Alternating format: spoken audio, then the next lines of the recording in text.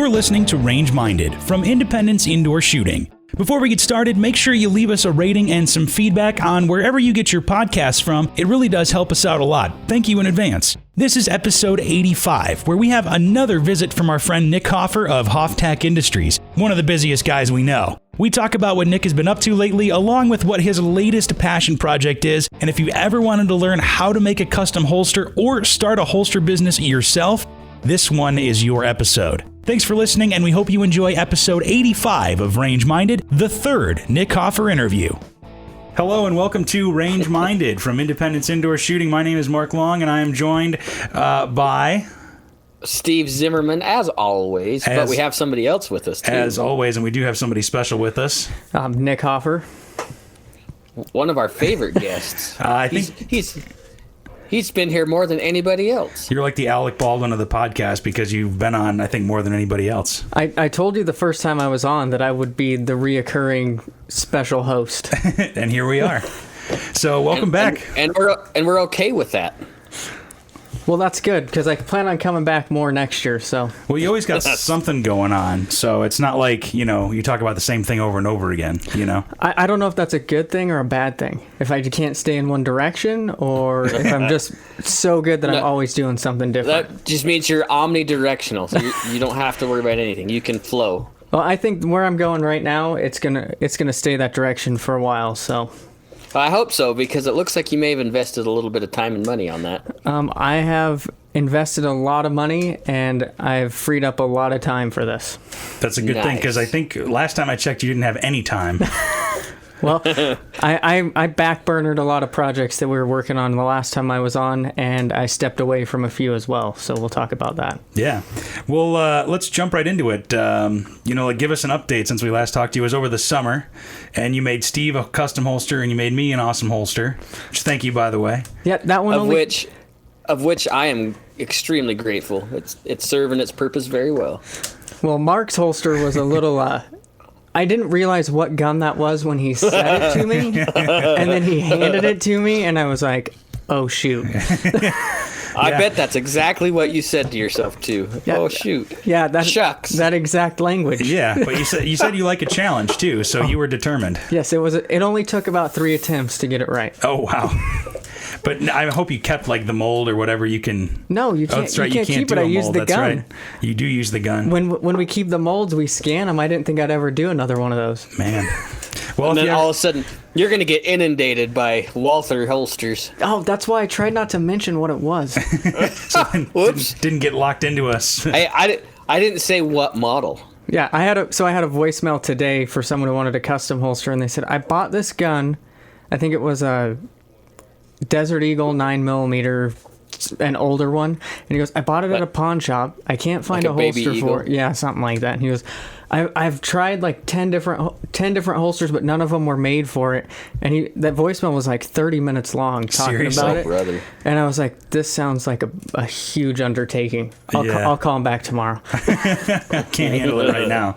Well, yes, Steve and I are both greatly appreciative of the work you did for us. I think it's pretty cool. And I got it when I actually carried it when we had the expo here.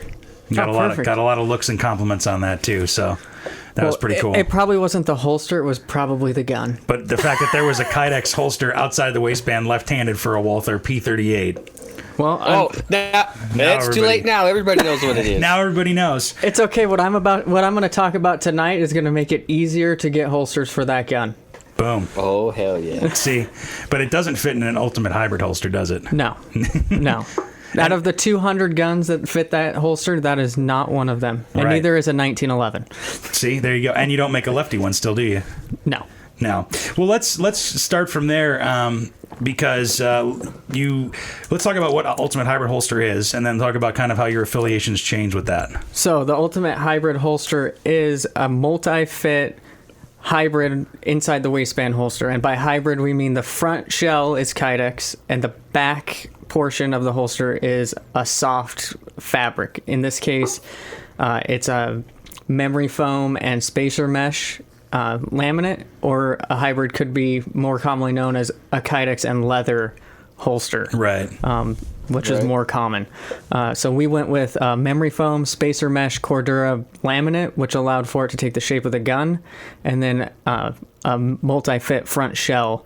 So all of the molding was done into the memory foam, which allowed us to get that good fit on over 200 handguns.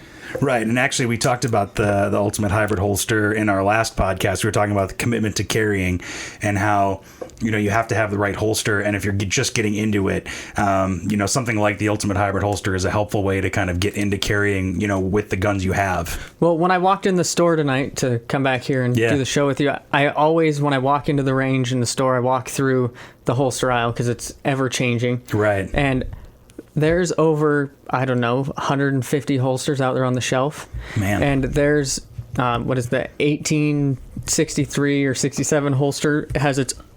They have 50, 60 models out there on the shelf. And with the Ultimate Hybrid, our goal was to cut that down to maybe 2 rows on the shelf. And that's exactly what's out there. There's 2 rows of holsters, one inside the waistband, one outside the waistband, and it will cover almost every gun that entire aisle is holding. Is covering. So from a store standpoint and a customer standpoint, it's not overwhelming, and it's not a huge commitment to carry every single model until you know what the customer really wants. Yeah, because real estate and space in a store is really key. So absolutely. Right. Do you have an idea of how many stores are carrying the hybrid right now? I still have a list of all the dealers sitting above my desk, and it's about 75 dealers across the nation. Nice. That is awesome. We have a dealer in, I believe, South Africa and France, and then also Hawaii. That's a state, but it's a whole different...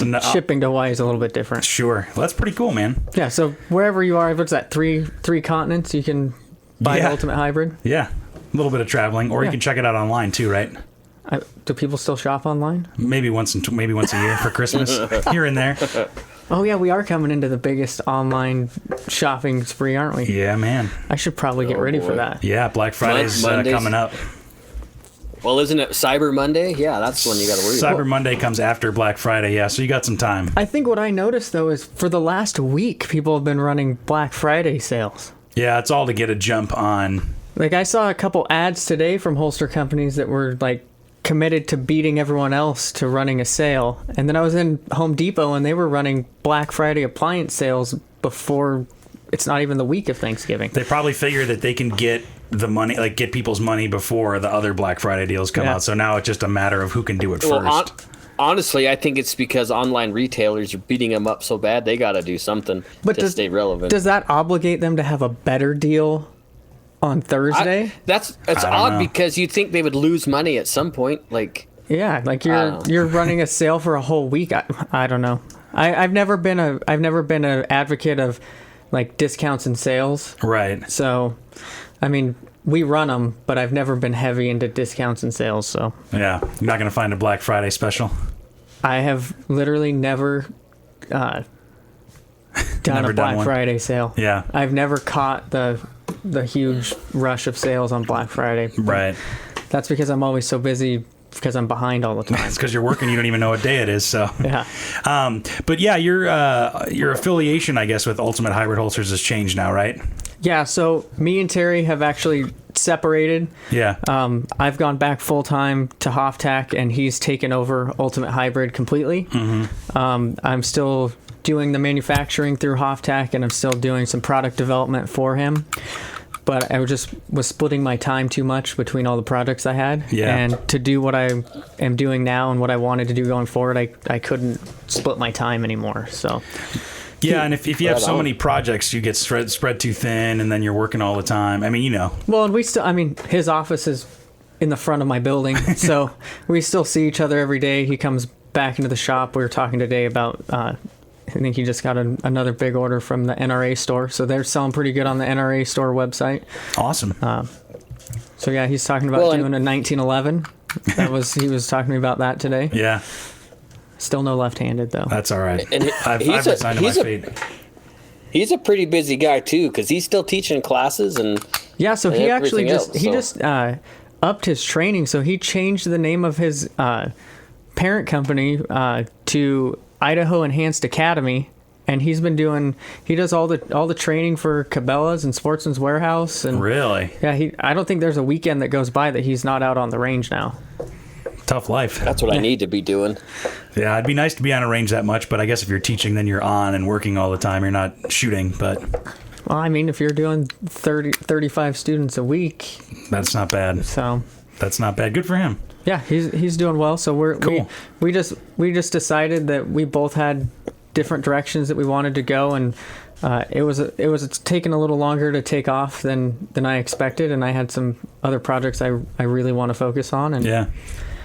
I'm not used to co-running anything, so it was a little different for me. So yeah, to go from your own thing to then sharing it with somebody, and then which isn't a bad thing. I don't think it's a bad thing, but I have a whole other business that I was trying to run on top of being a partner, and I couldn't get myself to completely pull away from Hoftac. So yeah, now I'm back. And, well, that was kind of your baby, though. That's why it's hard to move along sometimes. And it still is. And I contemplated for a minute if I was going to just stop that and continue forward with Ultimate Hybrid, because there's a lot of good ideas there, and there's a big market to fill with that.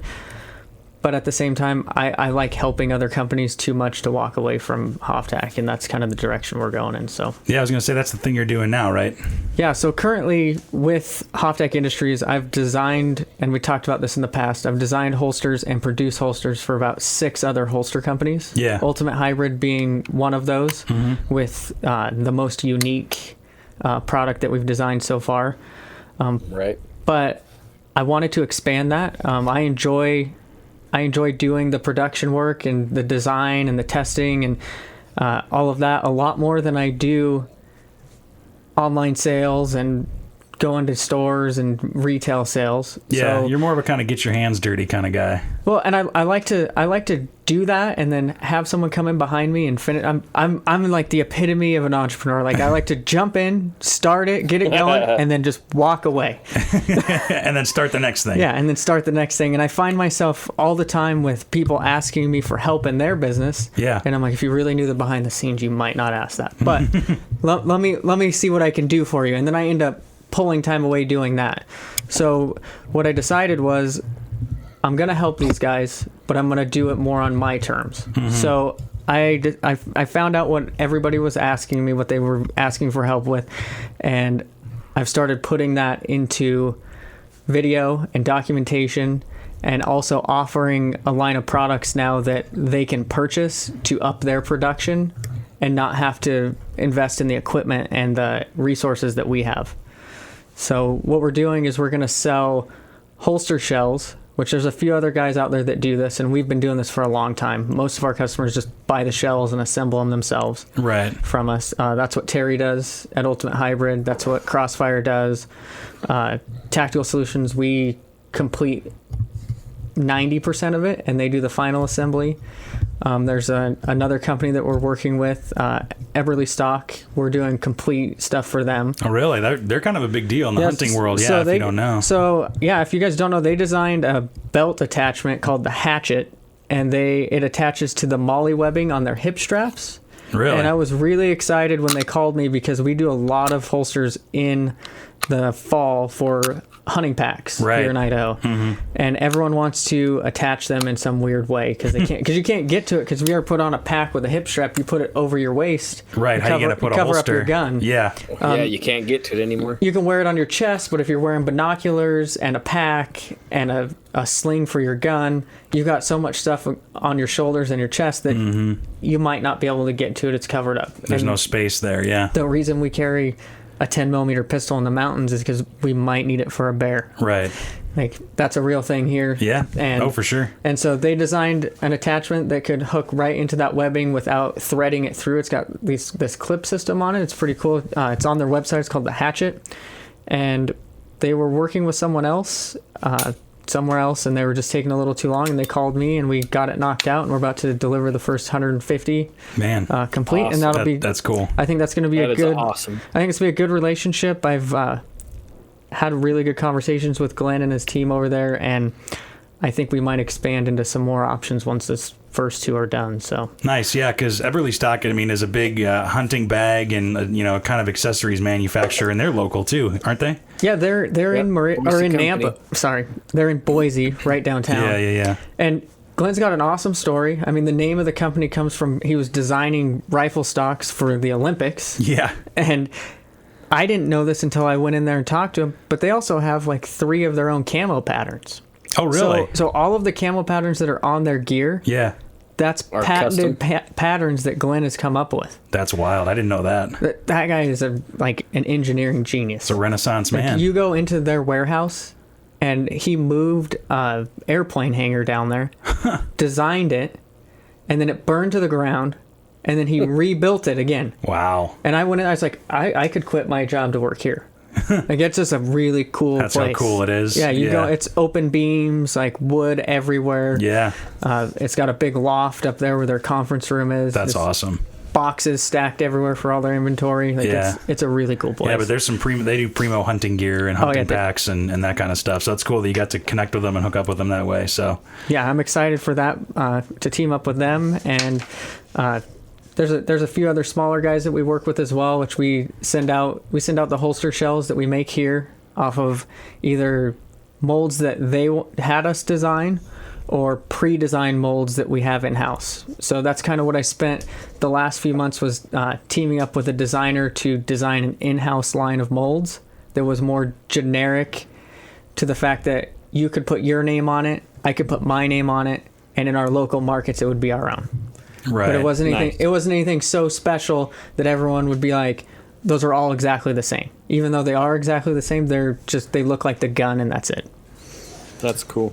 Yeah, that is very cool. So, and on top of that, we teamed up with sharpshooter lasers, and now we can laser engrave logos onto everything for everyone. Really? Yeah. So if you're ABC holsters, you can buy the holster shell and then buy the clips and have us laser all of those, and we send them off to you, and then you can either have us fold them and finish them, or you can bring them in house and fold and finish them.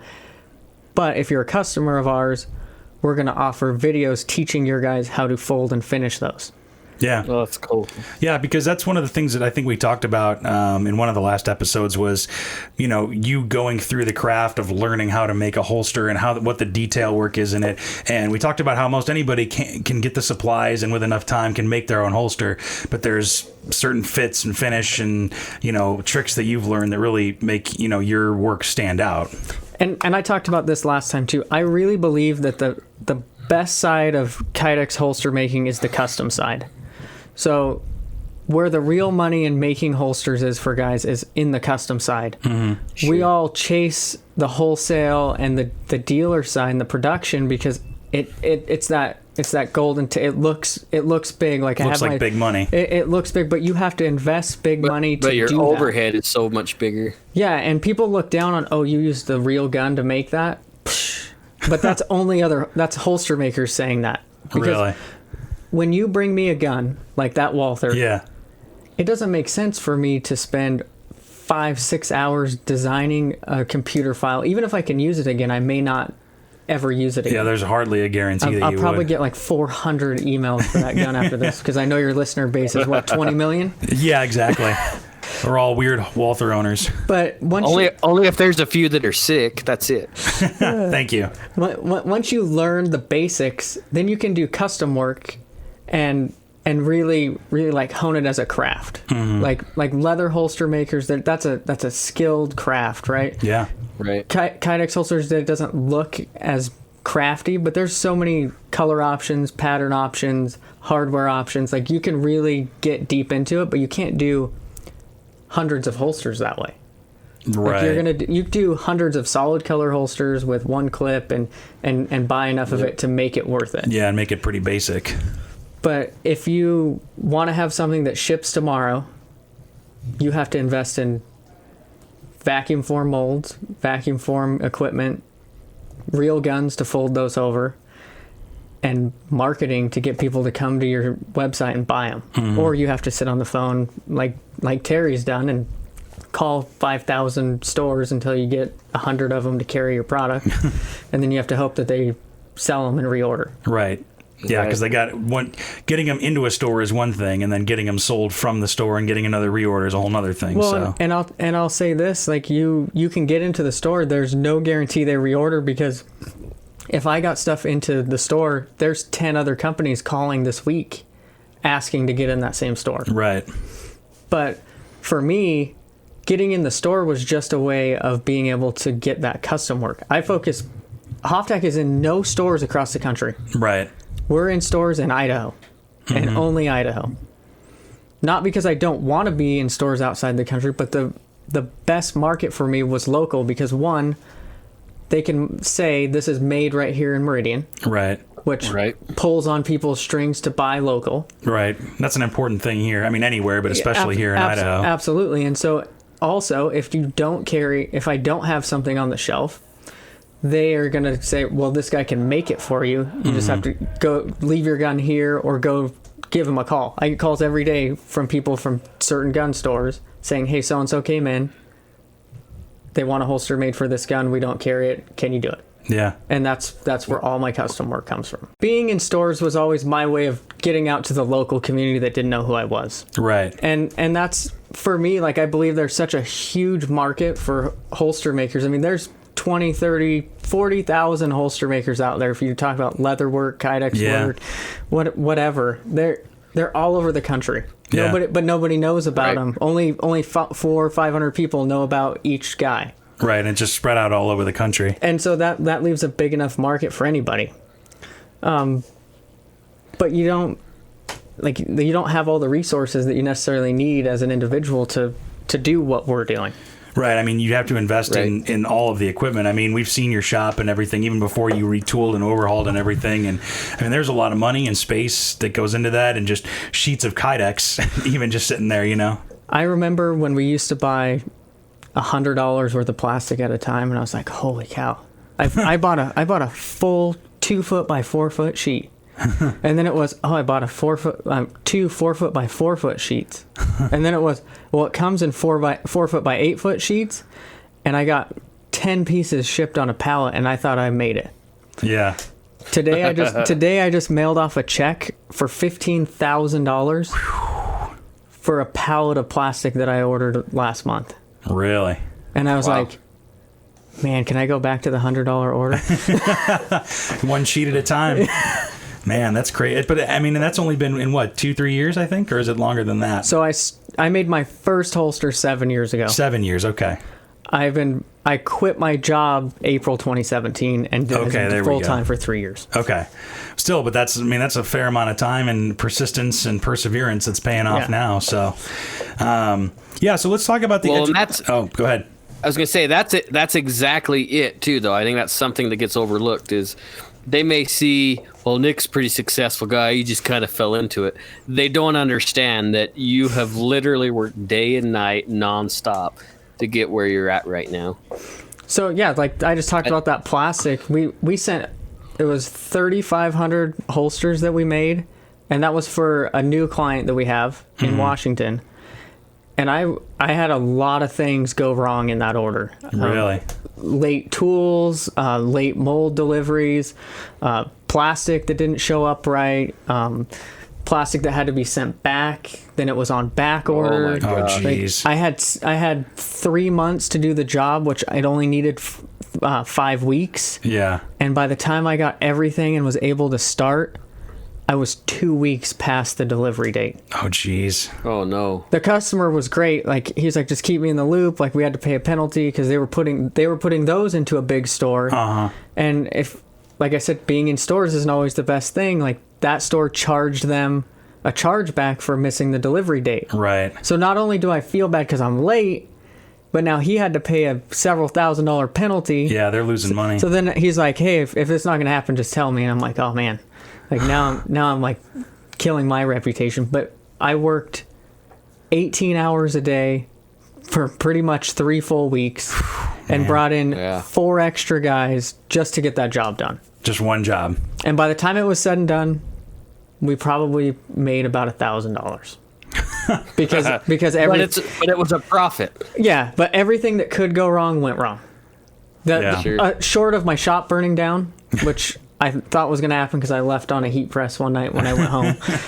Short of that, everything that could have went wrong. But it won't happen next time. Right, you learned a lot. And that's the kind of things that I would love to save other people from. Like, knowing that, because I've went into this like, I'll take every job I can and fall through it until I learn, and I've learned from every single one. Yeah. I've lost a lot of money. I've made a lot of money. Mm-hmm. And then I lose it to make up for making it. Yeah. It's almost like buying a car and then selling it for a little bit of money, and then you get another car and so on and so forth. And then in the fifth version of that, you lose enough money on the truck that you bought that you're back to where you started, and you're like, okay, now I learned all of that. Let's start over. I know how to do it for real this time. Yeah. Yeah. But that's how it goes. And you're pretty much a testament to hard work paying off. So this, moving forward from now on, I'm going to keep our own holster line because it's always done well. I love doing the custom work. Right. I'll probably limit it to so many a month. So if you guys are listening and you're local, like, send me emails, don't call. Send me emails and get in line. But we're probably going to limit it to so many a month because I'm the only one who does those. I've got 2 guys coming in that are going to work in the shop starting in January. And we're hiring somebody to come in and do design work for the 2 CNC mills that we just set up. And we're going to focus really heavy on doing holster shells for other holster companies, holster design, and educating people on what it takes to run a holster business. Not just make the holsters, but actually, what do you need in a website? What do you need going into Facebook? What's a Facebook group? What should you be doing on Instagram? Should you be on Pinterest? Like, answering those questions that we've learned. Yeah. Teaching people from the start that you need to collect email addresses because that's free marketing. Right. Which I didn't know for the first 5 years of my business. And I went from having 200 emails to now our email list is upwards in the 100,000 range. And that's because no one told me. You just figured it out as you went. I mean, the video on YouTube that I watched on how to make a holster didn't tell me that I needed that guy's email if I wanted to sell him something again. Right. So those are missed opportunities I've had for years. Right. And I've spent a lot of time and money to educate myself on how to do that. I haven't been able to implement all of that into my business, but now that we're going in this direction, I want to pass that knowledge on to someone else. And that's really, my passion has never been holster making. Mm-hmm. My passion in my entire life has always been teaching. Okay. I didn't know that I wanted to be a teacher. Sure. Like, I don't know that I could go to a high school and teach kids. I don't know I have that much patience. But I love to share the knowledge that I've gained. Sure. And I love to help other people implement those things in their business. And so making holsters has always just been that, like, vehicle that has allowed me to keep doing what I'm doing. Mm-hmm. So I like to do it, but it's not necessarily my passion in life. Right. And so now I have found a way to combine, like, my passion with teaching and my passion with manufacturing. Uh-huh. And the product that we make is the byproduct of that. Right. Which some people might not agree with. I talked to a lot of holster makers who are like, concealed carry is my life. Really?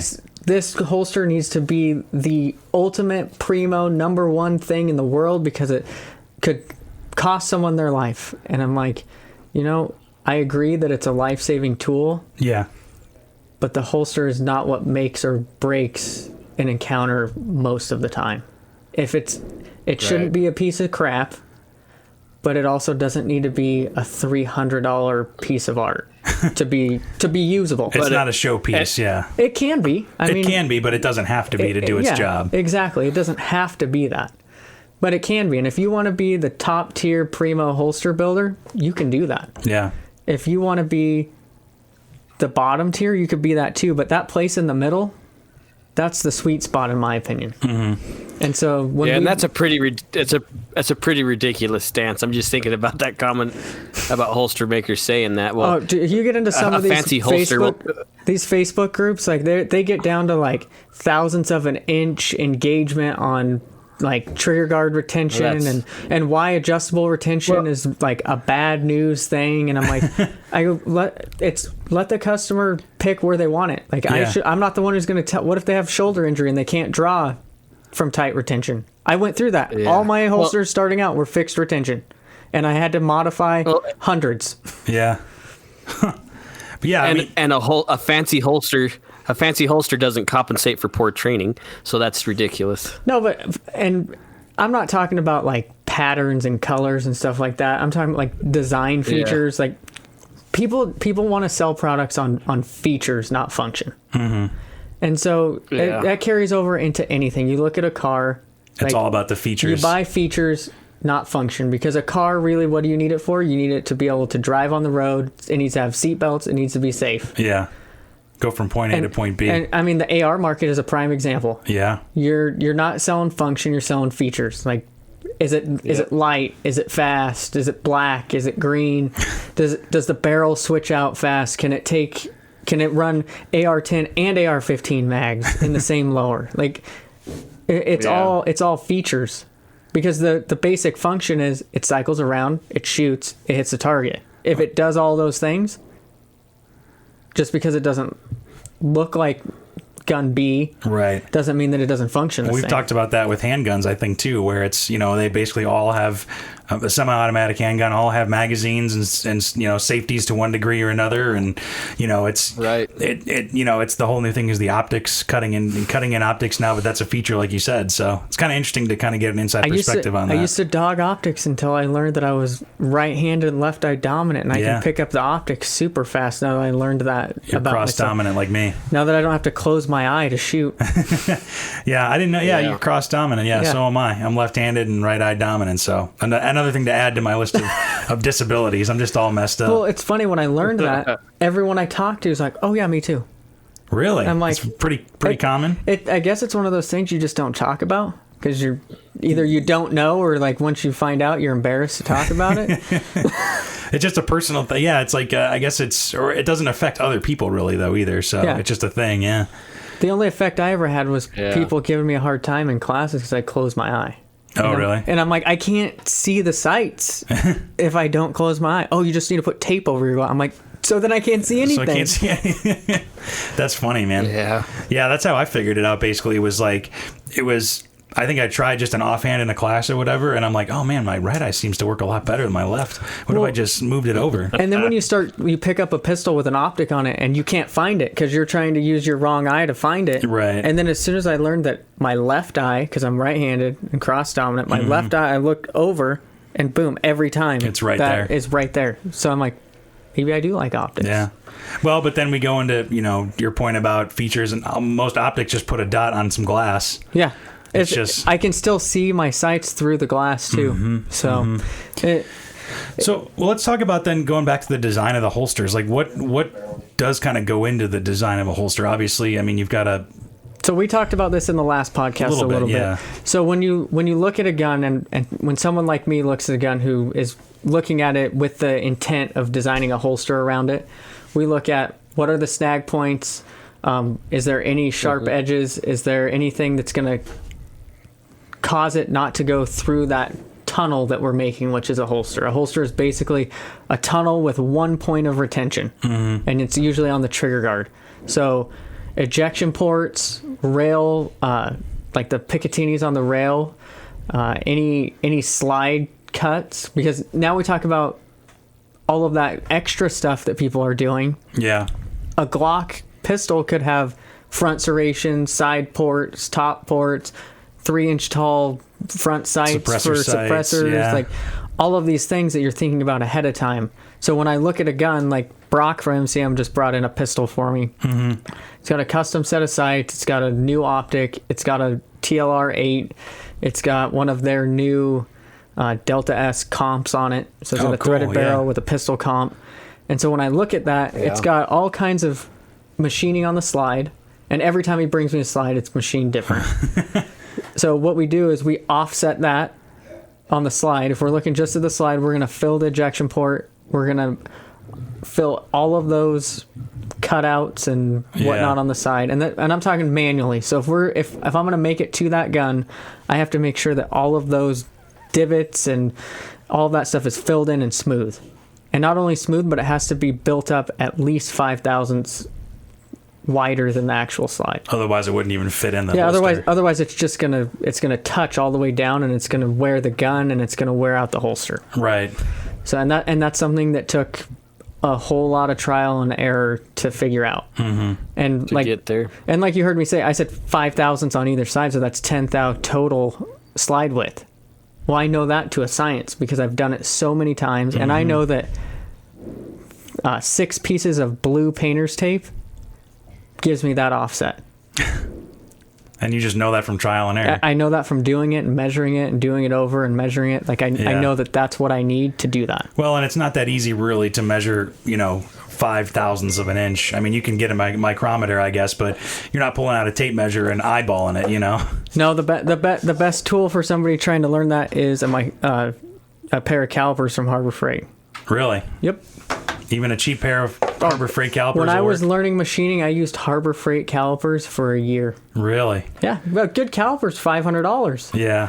Harbor Freight pairs, $19. As long as you check them, you check them on gauge pins to make sure that you're close. Yeah. If you're not trying to go tenths, like when you got to go, I had a really good micrometer. And so then I would use that when I wanted to be really, but it was precise, manual. It was manual, so I had to learn how to read it. Oh, okay. But for digital, I used a cheap Harbor Freight set for a really long time, and people who know where I worked will be like, he worked there and did that with those calipers. Awesome.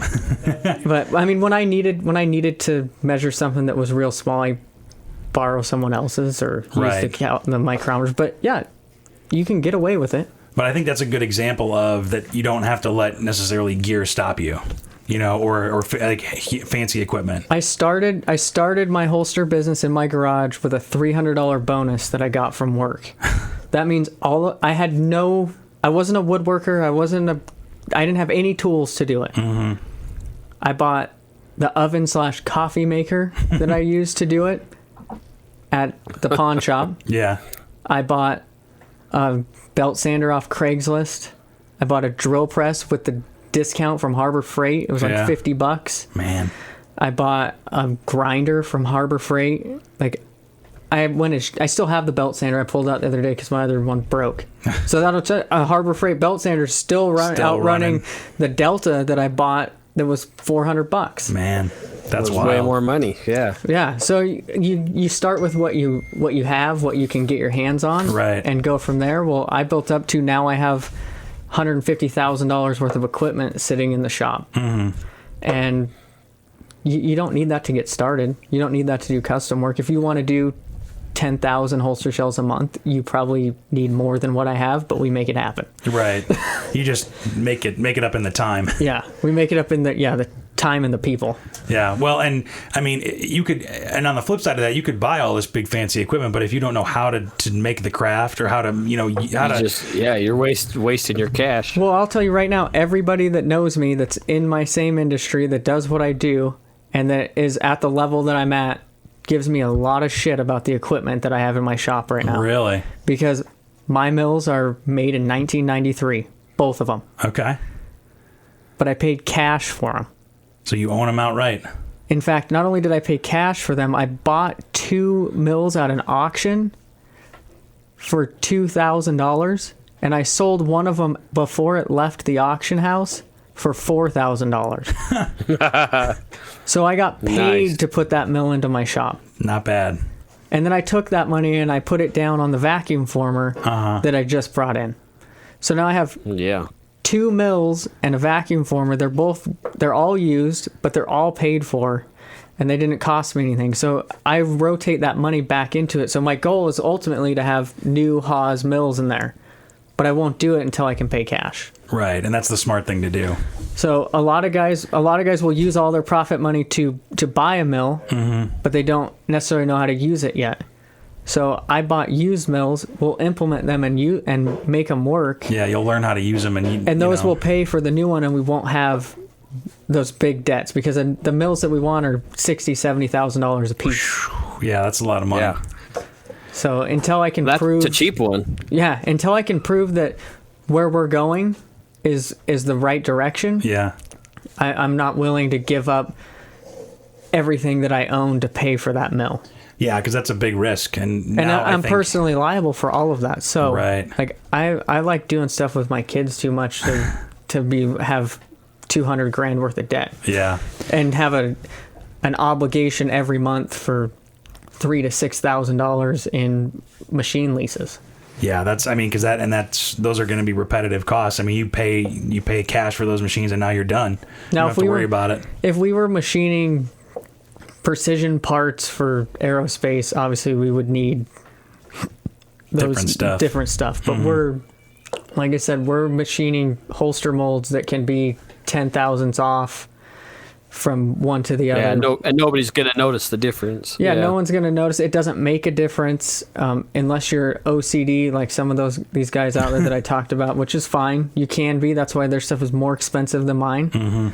And as far as like cutting holster shells, like we don't need $100,000 CNC mill or router to trim shells. Right. We can do it just fine on these older machines, and as soon as they're up and running 100%, like we're going to be able to outproduce anything that we could do on a router. Yeah, you have more time to do more stuff. So, well, let's go back to what you were talking about what you're kind of looking towards in the future here with the education and how to run a holster business. Let's talk a little bit more about that. What are you going to offer with that?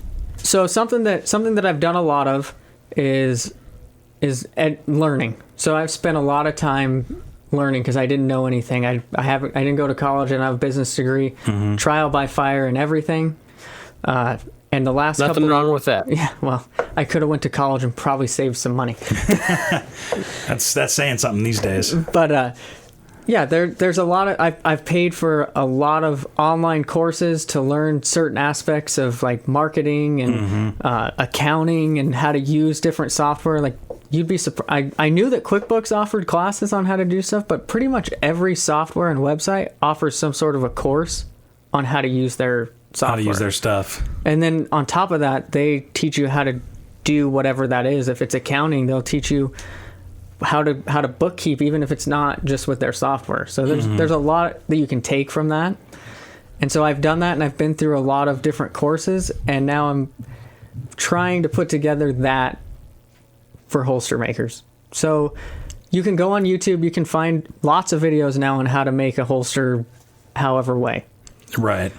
But what I want to do is break it down onto our website of how to buff the shells. If you're going to buy the holster shells from us, I want to teach you the easiest and best way to buff those to not only save you time, but give you a good finish, tell you what wheels we're using, what grits on the wheels that we're using, how much time it should take, and basically give you something that you could hand to an employee and say, here's how to do it. Here's your training. Yeah, here's your training manual. Yeah. And it's a video. And so I've been working on that for my own stuff, and so now I want to share that with these other guys. And I'm going to put that into basically a website where you can click on each module and you can look and say, okay, here's buffing. Here's folding, and here's how the equipment you can buy or the equipment you can make. Here's how we do it. Here's the options. And maybe on some of it, like buffing, I don't do gloss edges, but I know somebody who all they do is gloss edges, and I'll bring them in and we'll talk to them about how do you buff it into a gloss edge. Yeah. Because I've never done that because I've never wanted to learn how to do it. It was a lot of work. And and my customers didn't care. Right.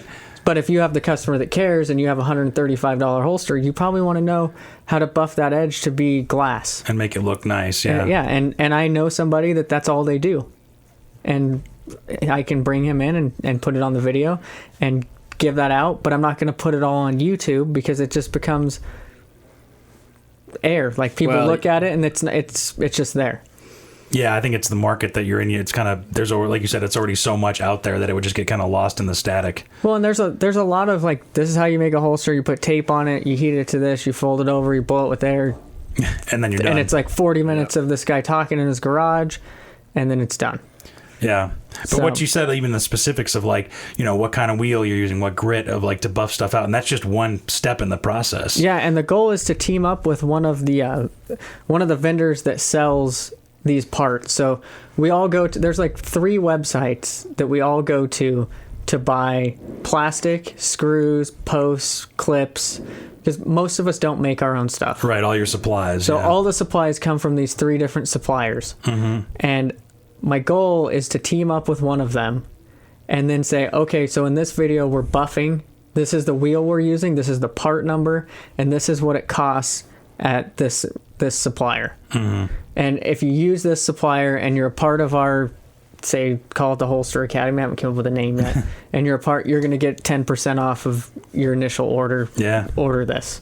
And come up with like a starter kit or something pretty like cool. that. But then you can come back, you can say, okay, we buffed, we did that, we've got all of the, we've buffed, we've folded the holster, we know what hardware we need, we know what rubber spacers we're going to use, we know the clip options, because these holster shells have like 6 different options for the attachment hardware. So you can use the Ulti clip, you can use the Tackware clip, you can use those flat, wide belt clips. It can be tuckable, not tuckable. All sorts of. Yeah, it's so many options. Yeah. So when you pick that, and obviously those will all be available at that vendor, then the next module will be, okay, you've done that. Now where are you going to sell them? Yeah, because I was going to say that, manufacturing the product and doing that and coming up with a good product is one thing, but then there's the rest of the business. Exactly. So now where are you going to sell them? Like, you're making them. You've got a good product. Either you're making it yourself or you're buying it from us and putting it together. So, okay, but before that, let's say, okay, how are you going to package it? Right. So I've gone through bags, clamshells, boxes. Which one's best for you? So from talking to retailers, they've all told me that bags are the best for the store. It may not feel the best as the manufacturer because you want that fancy box. Yeah, you want it kind of showcased. Sure. But every dealer that I've talked to has told me, we want bags so we can put more on the shelf.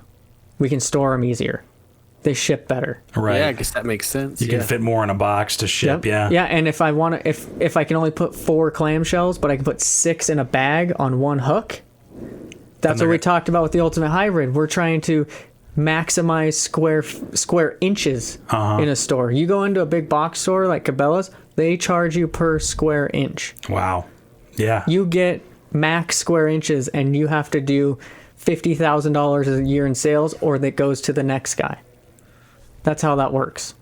So if you got big bulky clamshells that you could fit 3 holsters in that space, but that's something that I never knew about from the start. Right. I wanted this cool clamshell. I had so much extra space in my clamshells. I used the foam out of a gun case to backfill the space. And that's all just wasted space. Yeah, because I thought it looked cool. It looked like it was in a gun case. Right. But when I look back, I'm like, well, first of all, it was carbon fiber on gray, so it didn't stand out. Yeah. And second of all, that was 2.5 inches of shelf space. I could have put another 2 more holsters for on every 3 holsters. I could have put 2 more. Wow. Almost double your space. So there's that. So now you've packaged them, you've built them, you've packaged them. Where are you going to sell them? Obviously, you put them in packaging, so you want to go into stores, but the real money is in getting full retail, right? So where are you going to do that at? Gun shows, online retail. So you're going to need to figure out what gun shows are local to you and what you need to do that. So I'm not an expert on gun shows around the country. Sure. But I've done a few in a few different states, and there's definitely a method to it, and you got to build a reputation like these guys that go gun show to gun show. I have a buddy, he owns Just In Case Holsters. He's in Phoenix. He goes to these gun shows in the Northwest and in Arizona, and people come to his booth to see him because they know he'll be there. Because he's just got that reputation of being there. And that's where they place their orders for the year, is at that gun show with him. So if that's what you want to pursue, like Florida has a lot of gun shows. Sure. There's a lot of money to be made selling holsters at gun shows. Sure, yeah. But then if they can't make it, you need a website. So what are you going to use for the website? Are you going to use BigCommerce? Are you going to use Shopify? Are you going to use GoDaddy? There's so many now. Well, and then going to the website design, but also in addition to websites, you have your social media presence, which, we've talked about how that's gotten a lot of business for you. Yeah. So then once you've started, people are going to be like, well, I'll just jump on Instagram and I'll instantly be a millionaire.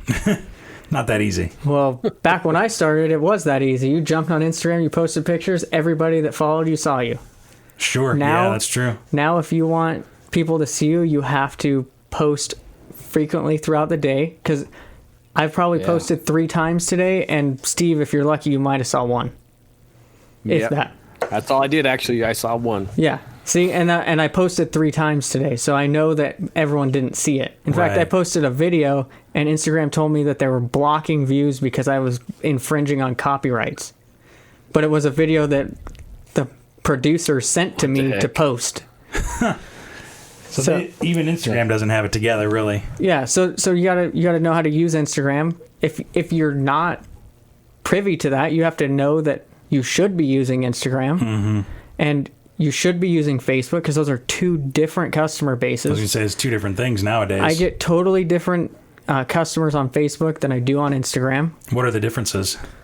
Facebook is like an older crowd of customers, and Instagram is kind of the younger mid-age crowd. So Glocks versus 1911s, pretty much. Pretty much, and then there's a lot. I get a lot more questions on Facebook than I do Instagram. Right. Okay. Interesting. I think there's a lot more people surfing, like, because there's news and like family stuff on Facebook. There's a lot more like family people and news going on there, so they're seeing that and they're talking about it. Where Instagram, we're going there to see pictures.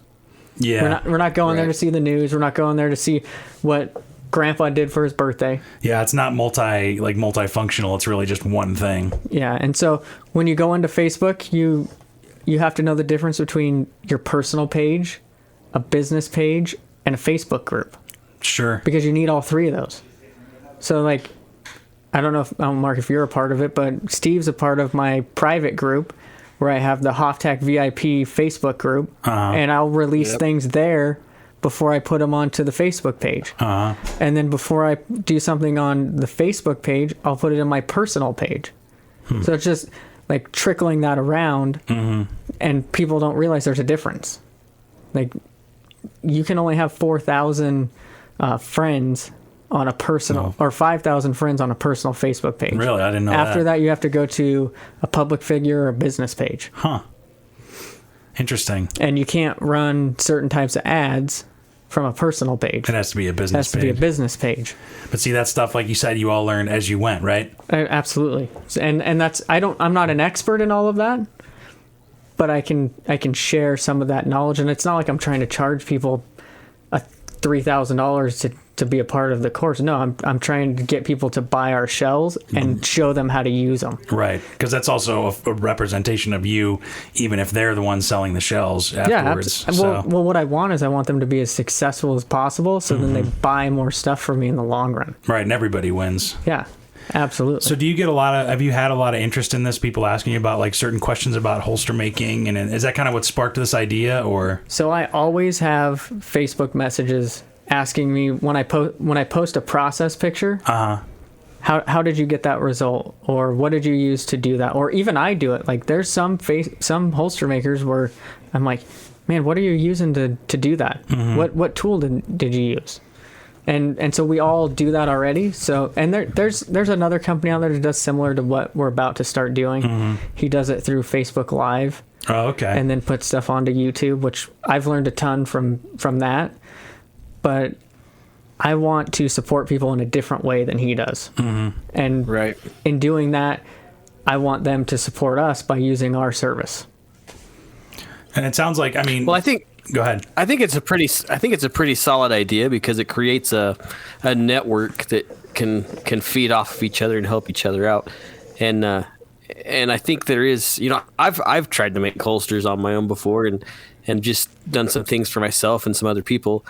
And maybe if I had a network like this, I would have done a lot more. So what I know is this: that customer I talked about earlier, that I like busted my ass to finish that job, and got done and was like, oh, thank God it's done. That's the biggest job we've done in that period of time. And then I was like, oh, I never want to do that again, but let's do it again next month.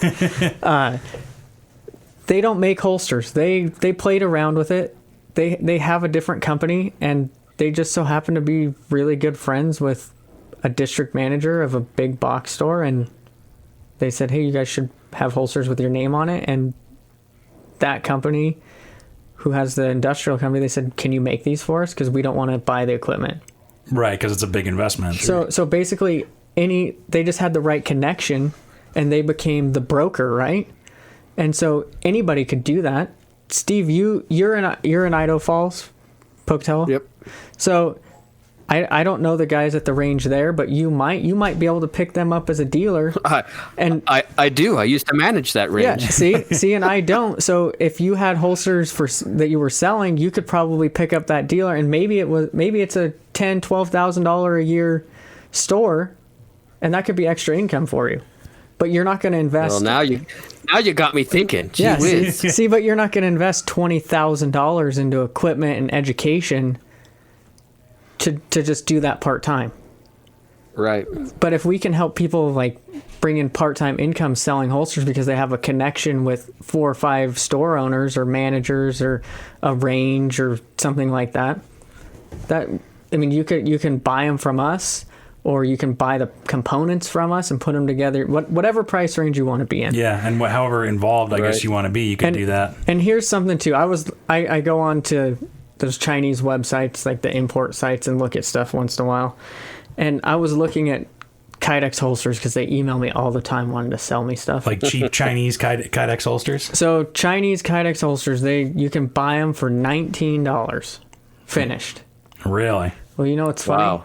Some of our OEM stuff we deliver complete finished with hardware for $17. So it made me feel like maybe I'm undercutting my price, but at the same time, I know how much money I'm making, and I'm happy with it because I'm looking at doing volume, just like China is looking at doing volume. Sure. But it's a U.S. made product. It's cheaper, and if you can sell it to your store at 30, and you're buying them from me at 17, and they sell them at 55, it left enough room for all of us to make money. Everybody's making some money, yeah. And I can now work with smaller companies because I've been forced to work with big companies who have big budgets because that's how I paid for everything. So now that I'm doing that and I have 4 or 5 of them, now I can use that to help the smaller guys. And that's kind of like I'm trying to team up to do that. Cool, man. I'm excited to see where you take it and see. I think we're in the first month, like full month of working on that. And like I said, over the next year, I've dedicated the next 8 months to doing nothing but focus on that. Yeah.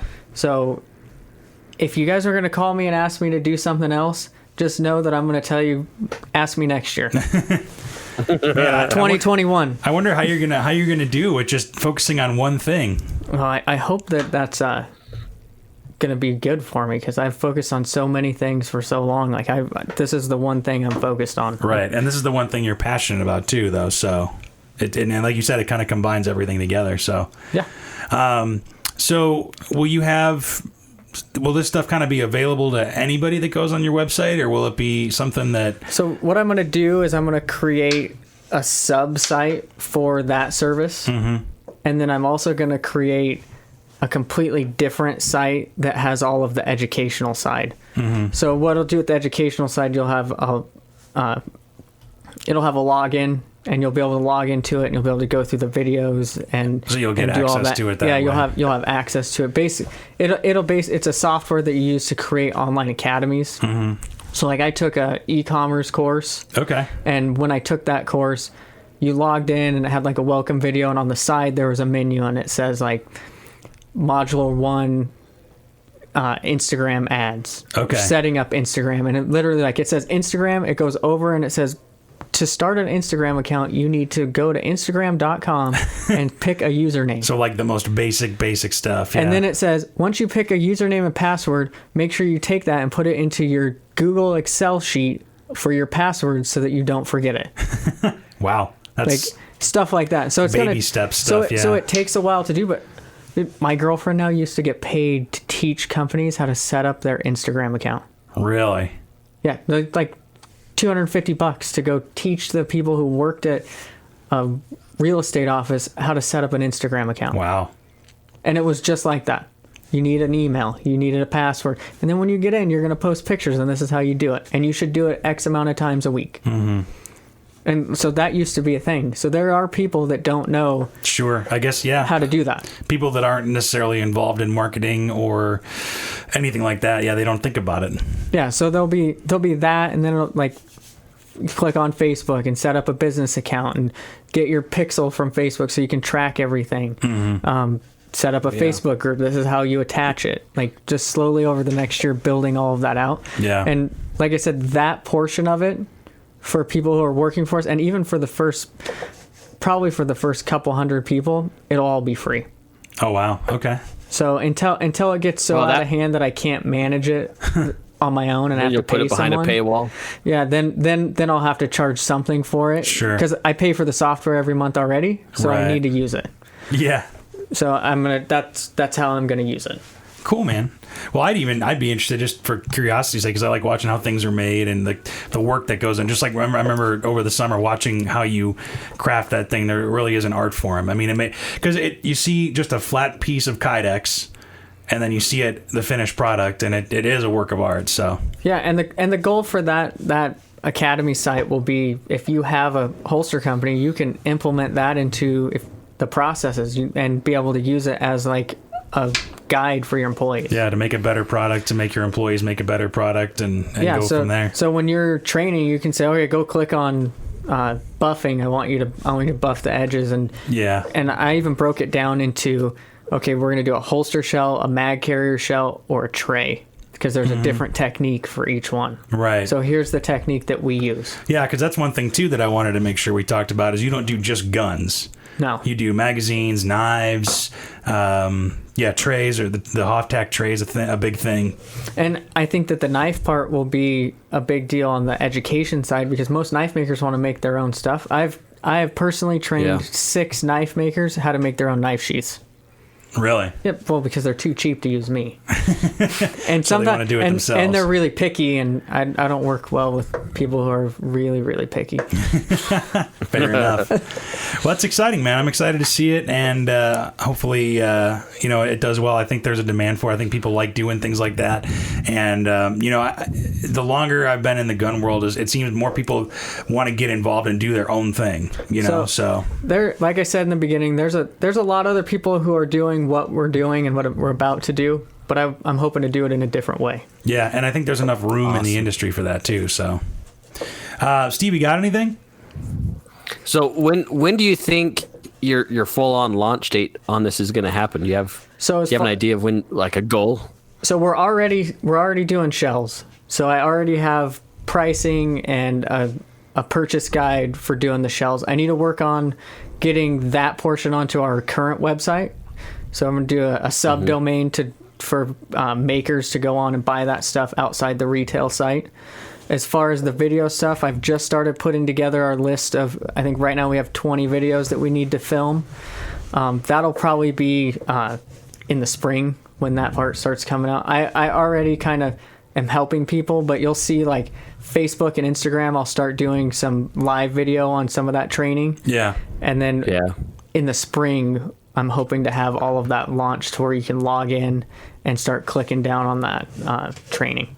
Awesome, man. That's awesome. And like I said, hopefully it's going to be 100% free to start.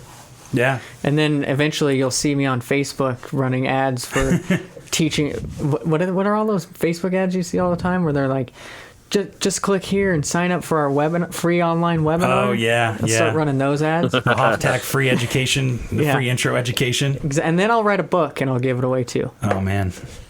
Not in it for the money. Nobody wants to read a book that I write. They'll be in with spelling errors left and right. You could call it Not About the Details. Yeah. That could be your memoirs.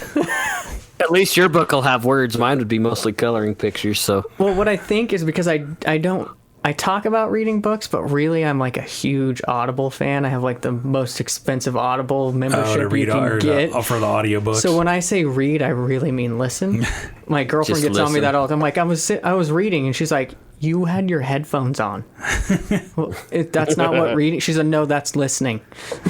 But I mean, that's the thing why audiobooks are so popular. It's like podcasts because you can listen while you're doing something else. Yeah, and so that's what I do while I'm at work. Like running a machine, I'll be listening with my headphones. And also, if I get a book that I really like, I'll listen to it twice. I'll buy the paper version. Oh, really? So then I put it on my bookshelf and people can see that I read it. And you look distinguished then. So. But then there's a few books that I've read that I've bought like 6 or 7 of them on Amazon and give them to people because I liked them so much. Nice. So very cool. Oh, Nick Hoffer, thank you very much for coming in through again. And we don't have to go through the 5 questions this time because we made you suffer through it last time. But I think we should have you on again when you've got when you've got a launch or you've got some things going on when this is rolling, and we can talk about it some more. Yeah, absolutely. That'd be awesome. We'll stay in touch, and I'm always willing to be on. If you guys need to, The you guys recurring need guest. to, if you need to fill some space, I'm always down to talk. Great, man. Yeah, Well, we like having you on. One of these days, I'll have to talk about some actual gun stuff. Maybe I should go like on a trip and talk about some gun stuff. yeah, go do some gun stuff and then come back and we'll talk about some gun In stuff. fact, I think last year we were supposed to do some stuff at SHOT Show together, Steve, and we ran into each other 2-3 times, and we just didn't. Yeah, make it but it happen. was like, oh, I gotta go. I gotta talk to this guy, or oh, I gotta go to the class. Yeah, Or we'd be talking. Yeah, we'd be talking, and someone would walk up and like pull one of us away to talk to us about something. well, maybe we can do. Maybe we can all do SHOT Show this year. That would be great. I've got to get my tickets organized. Actually, I was talking to my wife about it this week. So Yeah, it's coming up. Yeah, now you is don't coming want to up. wait until the end of December because the price goes up. Oh, does it? Yeah. well, really, you got to do it like in February. You got to get stuff organized in February so you're ready for January. I never know if I'm going to go until November. I know. Like I'm the same way. if I would have made plans of what I was going to go for in February, I would have been there for Ultimate Hybrid and been there to like land like Cabela's or something. Now I'm going in specifically to talk to other holster makers and some of our customers about bringing on new products. And education and all that. Yeah. So and I'll probably be there to try and get some guys to come on and do some of those videos with us because I'm not the ultimate expert in every aspect. Right. There's a lot of guys that do certain processes better than me and that I learned from, and I would much rather get them to explain it with me instead of me trying to regurgitate what they told me. Yeah, it's better to hear it straight from Sure. the horse's mouth. So when you get into that course, it probably won't just be my face in every video. That's probably a good thing. So cool. All right. Well, thank you very much for listening. If you want to get a hold of Nick, where can people find you? You can find me on Instagram at Hoftac Industries and Facebook at Hoftac Industries. Beautiful. So, but just wait on the custom work. He's going to be a little busy for a while. Hey, if you want custom work, get it in now because I'd like to do that during the holidays. So Yeah, you probably have a little more time, kind of in between Christmas and New Year's, maybe. yeah, well, like I said, I try and make a day or two a week to focus on that. So Yeah. Cool, man. And it may happen for me because, like I messaged you earlier week, there might be a new 34 in my safe that needs some help. Steve always needs things. I wish that guns just appear. Well, actually, guns do appear in my safe, but they're never mine. You don't get to keep them. You have to Yeah. give them back. Yeah, Well, that'd be nice. The gun happened to appear in my safe, and then the statement came in. My wife happened to appear in my face not long after, so it definitely didn't come free. You had to pay for it in a couple different ways.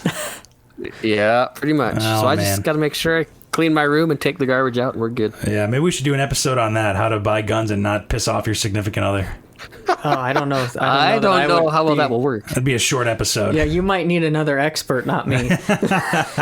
Well, I think we'll keep that one we'll put a pin in that one for now, though. But yeah, Nick, thank you again. We appreciate it. And thank you for listening. If you want to get a hold of us, podcast at iishooting.com or at Range Minded Podcast on Instagram and Facebook as well. So thanks for listening. We'll talk to you next time.